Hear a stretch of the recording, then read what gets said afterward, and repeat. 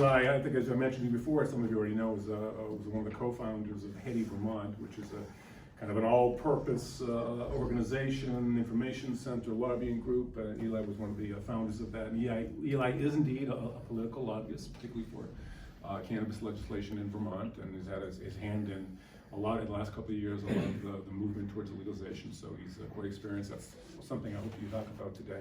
Yeah.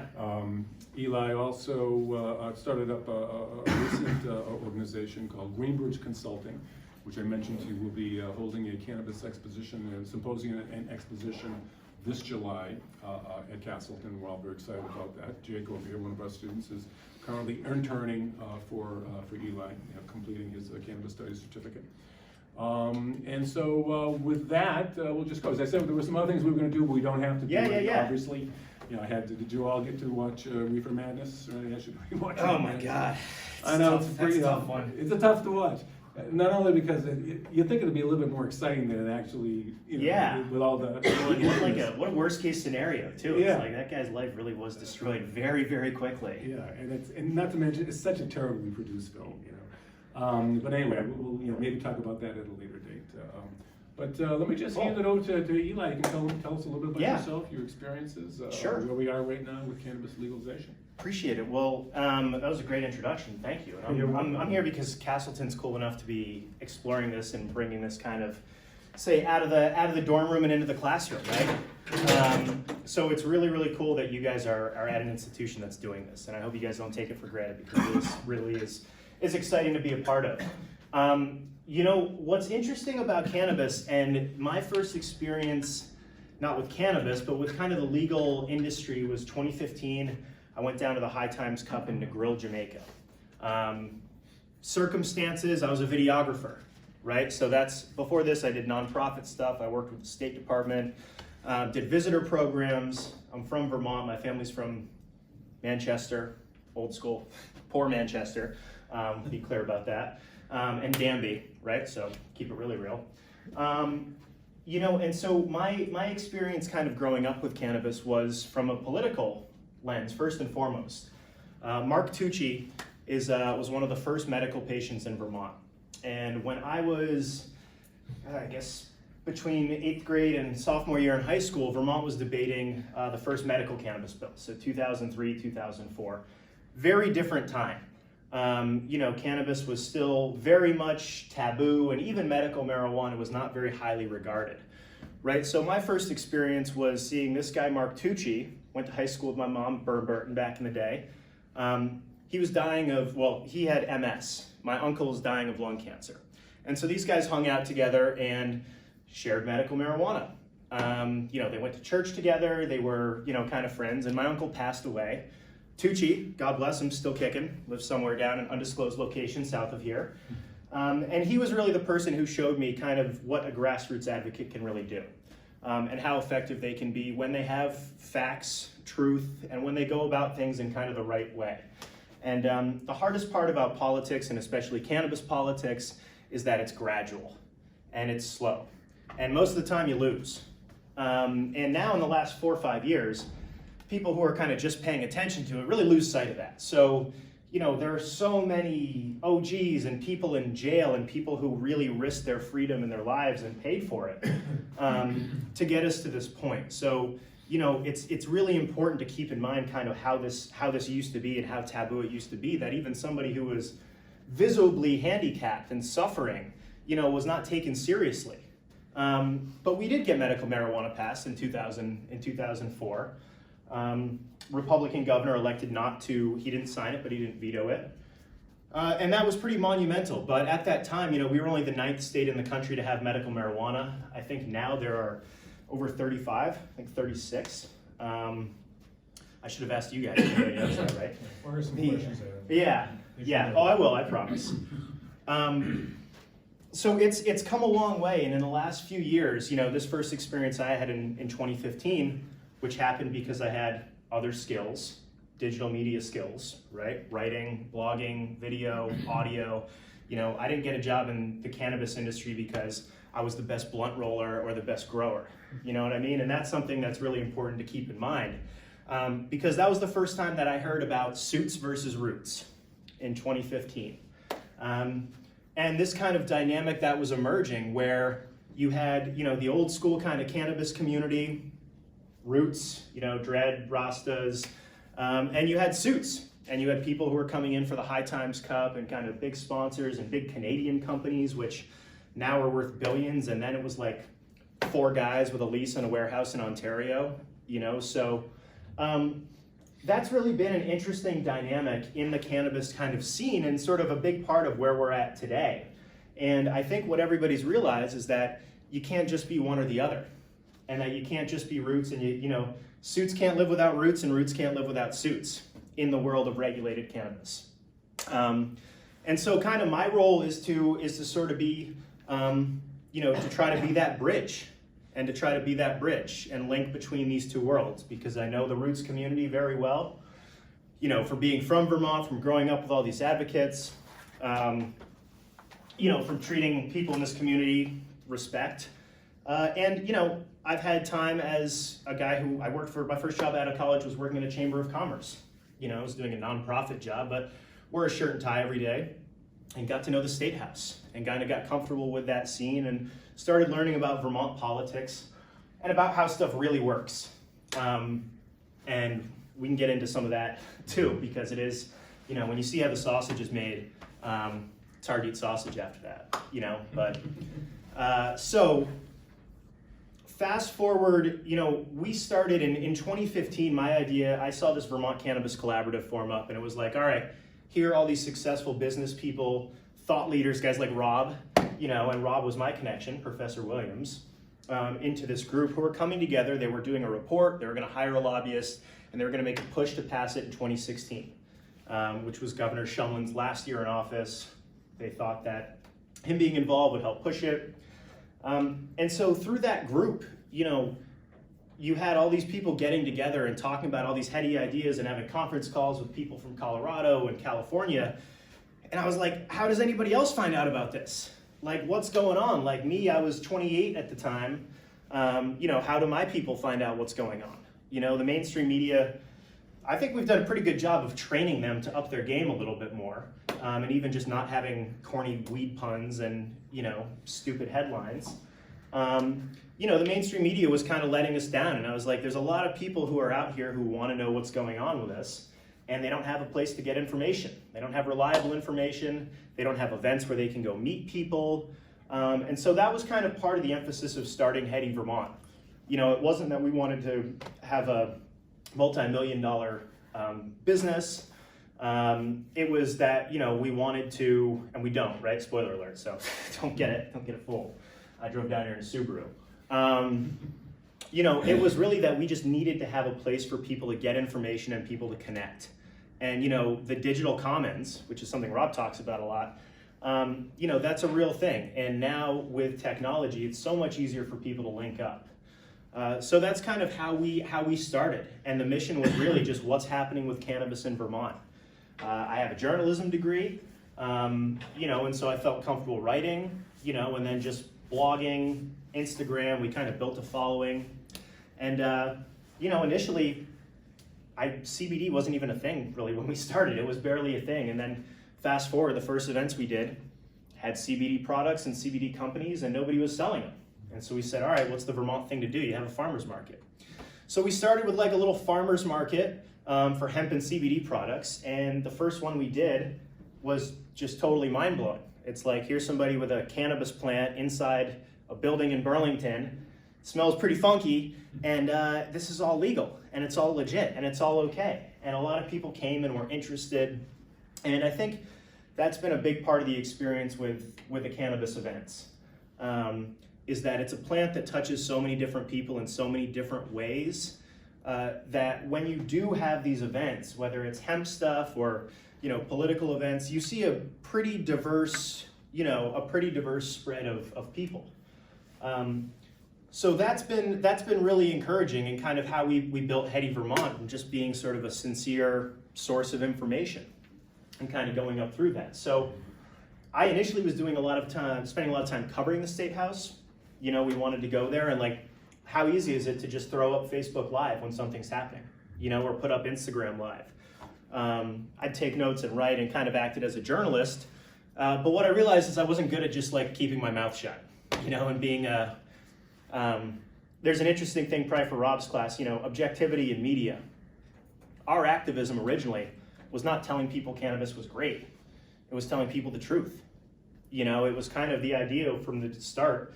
Originally, was sort of counter propaganda, or like that reefer madness stuff that you see. That's not true. That doesn't mean it's all sunshine and butterflies and free love and all that stuff either. But it was really just kind of about bringing information out and like real people's experiences, real people's stories.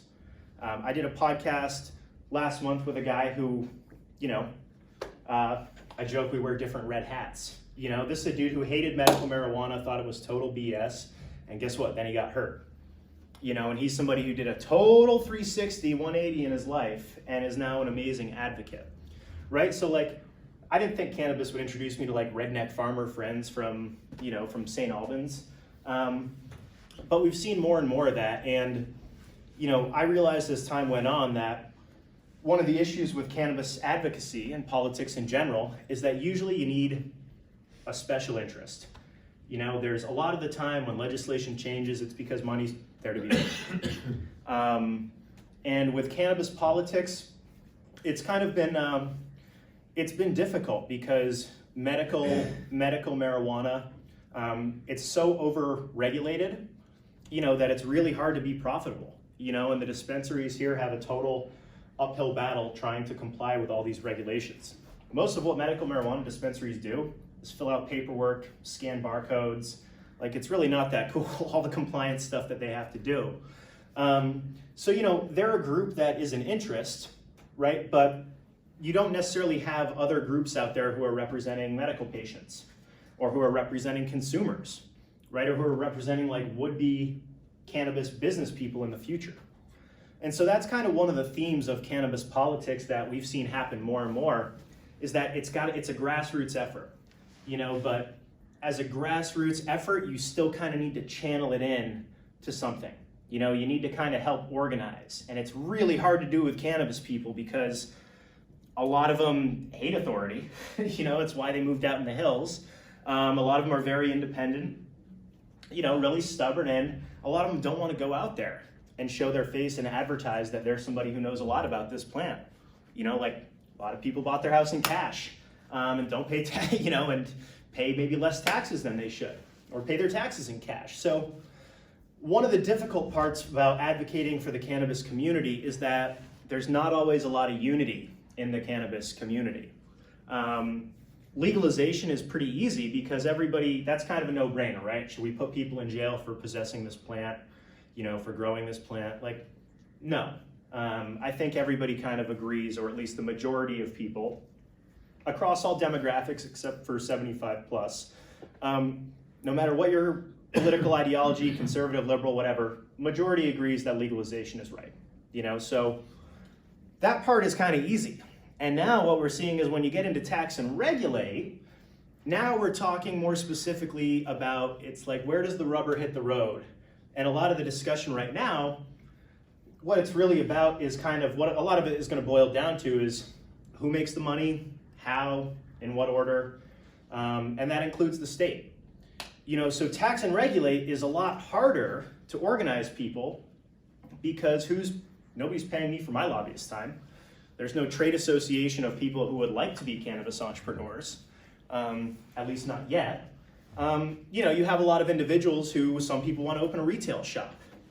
Some people are hemp farmers and they want to grow THC. Some people want to make edibles. Some people want to do weddings. And I think for tax and regulate, what the debate comes down to for people is it worth it for you?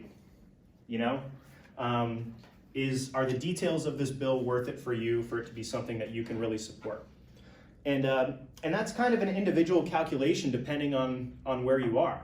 Right now, we're all in this room because we care about cannabis way more than the average person probably, right? Or you guys had some elective time,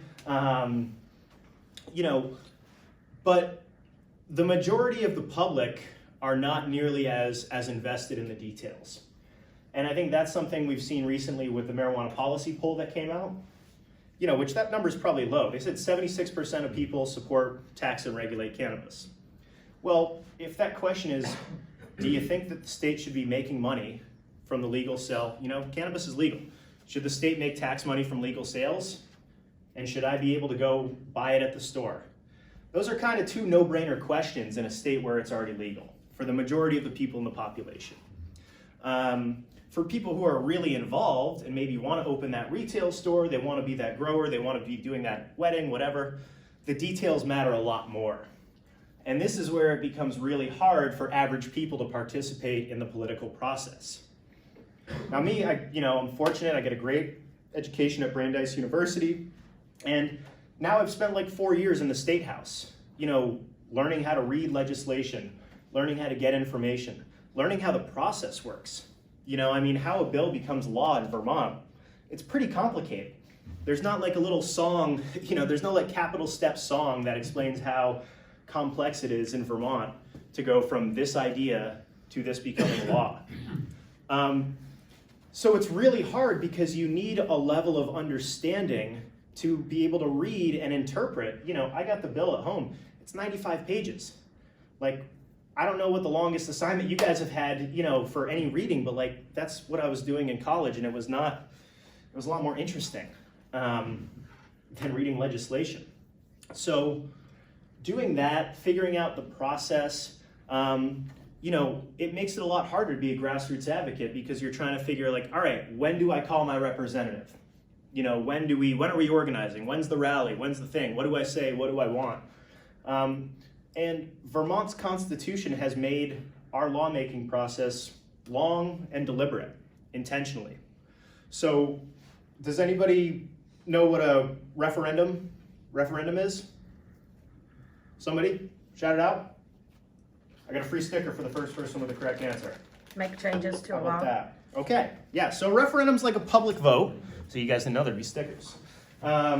Something that we don't have. Something that we don't have. So in most other states where cannabis became legal, you have a group of citizens who get together, you get enough people to sign the petition, and then a question goes on the ballot. Shall cannabis be legal for people over the age of 21? And then people vote yes or no, and then the legislature goes and kind of works out the details.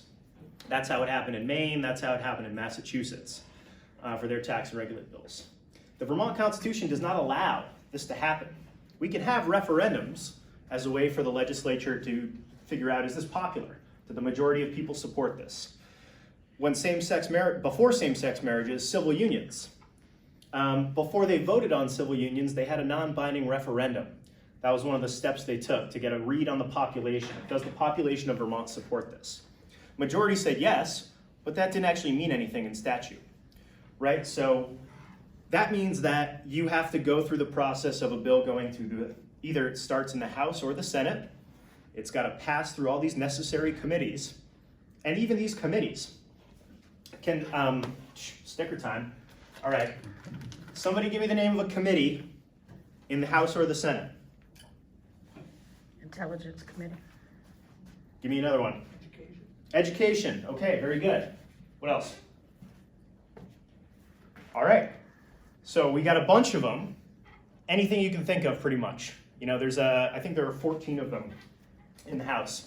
Agriculture, commerce and economic development, forestry and wildlife, natural resources, ways and means, appropriations. I didn't go to lobbyist college. I didn't get to take a lobbying class in school to learn all these things. Is a lot of time spent trying to figure out how this works. And again, this is what makes it hard, because a bill has to go through all these different committees depending on what's in it. So S54, for example, the last two committees that it went through, Ways and Means Committee, their job is to determine it's basically when the government is receiving money, how is it going to be allocated? That's what the Ways and Means Committee does. So S94 a few weeks ago, they weren't talking necessarily about the policy, should the grow licenses be bigger? They were talking about how does the money get spent? That's what their committee focuses on. And it goes to the Appropriations Committee. They determine how does the state spend your taxpayer money, our taxpayer money. my taxpayer money for sure. Is it going to be, you know, S54 right now? There were initially 5 members of this commission that we were going to create, right? They knocked it down to 3 members. That is 2 less full-time employed positions, right? That's also 2 less human beings who are going to be sitting in that office reviewing my and maybe your applications when it's time to start that legal business, right? So that is actually a change that could have some really, really big effects. They just lost 40% of their capacity to do the regulation because of that committee's recommendation, right? So again, this is where the rubber starts meeting the road with things like policies. And the majority of people could agree that Vermont should tax and regulate cannabis. The majority of people might not agree that the state should spend $1 million to hire these 3 people to do it, you know, or people in the legislature might not agree that 30% of the cannabis tax revenues should go directly to a prevention fund. You know, they might want it all to go to the general fund so that they get to decide how more of it's spent. And then you have kind of the political realities, right? So, you know, if you had asked me in the past, if you'd asked me in the fall what my calculation was, I would have said this bill was not going to get this far. For a few reasons. One, there's a busy legislative calendar. So we are only in session until like the first week in May. We've got a break this week for town meeting day, so they're not in Montpelier. And they only have about 75 days total to do all the work of the legislature. There's no staff people there. There's no assistants. There's no interns. It's, you know, 180 mostly regular ass people. They tend to be retired and or landlords because they can afford to not work for 4 days a week. You know, they're down there and in 1 week you're talking about cloud computing taxes, property taxes, tax and regulate weed, water safety and water quality. It's a hard job. One of the conclusions I've come out of from doing this is that Vermont should have a year-round paid legislature. Our legislature was set up for people who needed to go home and farm, you know, in May, and everything was done by letter and all this stuff, and they were not thinking about cloud computing taxes, to be sure. So, you know, it's hard for the legislature to get all this work done, and in Vermont, you have, well, I should ask. Does anybody know what a biennium is? Not you. All right, good. See, we're getting some tangible in this. All right, so biennium is, there's a 2-year legislative term, right? You're not supposed to know this. I mean, you know, honestly, we don't really teach civics in school anymore, and this is kind of heavy stuff. But the legislature they have 2-year terms. So that means in 2019 it starts, and in 2020 it ends. So whatever they're going to get done in that 2-year term, that's the biennium. They propose it in 2019. If it doesn't get done in 2020, off the table. So next year, we're starting from scratch. Any bills that were on the table that are not passed this year, off the table, no matter what. So there's only so much time for the legislature. Yes, please. Can you go back to that bill, like if it's scratched? No, you pretty much have to just, you know, you have to resubmit it. And a lot of times people will just copy and paste, but it has to start the process again. You know, so like this tax and regulate bill, it's now, you know, it's cleared the House floor. And again, this whole process is kind of convoluted, right? Where it passed the Senate, one version of it, then it passed the House. The House version is very different from what the Senate version passed. All the money questions, all that, they didn't figure that out yet. The House voted to pass it, their amended version.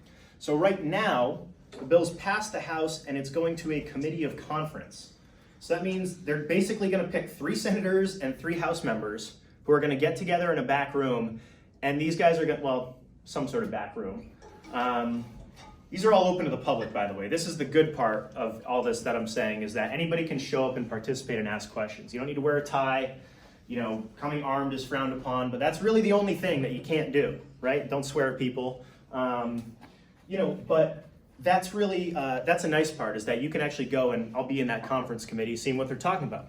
So this conference committee are going to hammer out the details, then we'll know what's in the actual bill. Then the governor, it will go to the governor's desk once this committee of conference has hammered out the details. And then the governor has 3 options. He can veto it, and he has a 5-day, there's a 5-day, it's, you know, think about it like a ticking, I won't say like a ticking bomb, but like a countdown, right? So he's got 5 days when it hits his desk, he can either veto it, and then it doesn't become law. Now, if he vetoes it, the legislature can override his veto with a 2/3 vote. This is very hard to do, to get 2/3 of any legislature to agree on anything. Vermont did it recently with a minimum wage increase. I don't think they'd be able to do it with cannabis. So the governor could veto this. His main issues have been funding for prevention, you know, funding for education, and roadside safety. Roadside safety, what's the big hang-up? No accurate Saliva. testing. There we go, exactly. So, you know, saliva testing is, there's a reason it's not done. It's not accurate, and it does not show impairment, it shows presence, right? So saliva testing is something that has been a big deal for him. He wants that to happen because he wants it to be like a breathalyzer, where you can just pull somebody over, blow in the tube, you smoke 3 marijuanas, go to jail, you know? Cannabis doesn't work that way, right? What's the difference between cannabis and alcohol when it's in your body? Oh yeah, you skip it too. Who else? Anybody? Alcohol is? Alcohol doesn't last as long in your system. Yes, there we go. And alcohol is water soluble. Cannabis is fat soluble, right? So water, liquid based, alcohol, predictable titration rate. No matter like how big or small or how often or not often you drink, at some point, alcohol is going to be in your bloodstream. And if it's above 0.08, that might take some people 5 beers, that might take somebody half a beer, right? But we've determined that 0.08 means you're impaired in Vermont. Cannabis, you can't do that. You know, you could have, please. I have a friend who goes to, who lives in Colorado or whatever, and he says they do the saliva thing. So how are they able to do it? So they can do a blood test.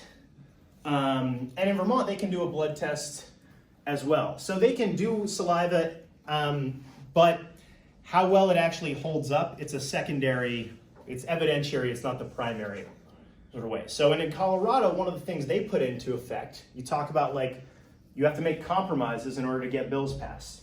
And we're starting from reefer madness, right? So a lot of these people, like I said, who are, a lot of them over the age of 70, frankly, in the legislature, they're still thinking devil's lettuce, jump out the window, crash the car. So Colorado did a per se limit, which means that if you have 5 nanograms of THC in your bloodstream, that you are intoxicated, no matter what. Now, most medical patients have, 10 times that probably in their bloodstream at any given point. They're not physically impaired, they're not mentally impaired, but they have it in their bloodstream. So in Colorado, they can get you for a Dewey by having the presence of THC in your blood. Now again, when it comes to enforcement on the ground, usually the idea is you got to do something to get pulled over first, right? And the compromise that was put into this bill was, we said, saliva testing, all right, we all know it's bullshit, but if that's what it takes to be passed, for this to become law, then they at least need to get a warrant for it. So that's what's in the bill right now, is that saliva testing would be like a blood test, where they pull you over, you fail a field sobriety test, but you pass a breathalyzer test, they bring in a drug recognition expert, they run you through the 12 tests of how to tell if you're intoxicated, which these are online, by the way, so you can look up and see what the drug recognition experts are looking for, just throwing it out there, and kind of what they use to determine impairment. That drug recognition expert comes back and says, all right, this person failed the test, they're driving erratically, we got enough that we can bring this person into the station, get a warrant, test their blood, test their saliva. So that's what's in the bill right now. However, Governor Phil Scott wants the roadside. He wants the roadside saliva test. That's a no-go for the legislature. And so, again, if you had asked me in the fall what I thought was going to happen, I would have said that I didn't think it was going to get this far, at least this fast. and that Governor Phil Scott, 3 things that he doesn't like: new government offices and more bureaucracy, more taxes and new fees, and regulating cannabis. This bill's got all 3 of those things in one. So my calculation in the fall was that I didn't think he was going to sign this no matter what, and I'm still not sure if he's going to veto it or not. His administration has been, he's been pretty clear about what his issues are. I was there in the room in 2016 when he vetoed the legalization bill that was passed. That happened. That was incredibly disappointing. So I think that, this could get passed and he could end up vetoing it. A lot of what's hard for people to comprehend is that inside that building, with the legislature and the governor and the Democrats and the Republicans, there's this balance which is totally unaffected. Not totally, but a lot of it's unaffected by the rest of us in the outside world.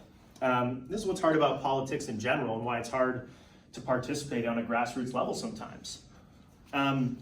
So will the governor veto this? Other factors. Somebody tell me somebody who's running for governor.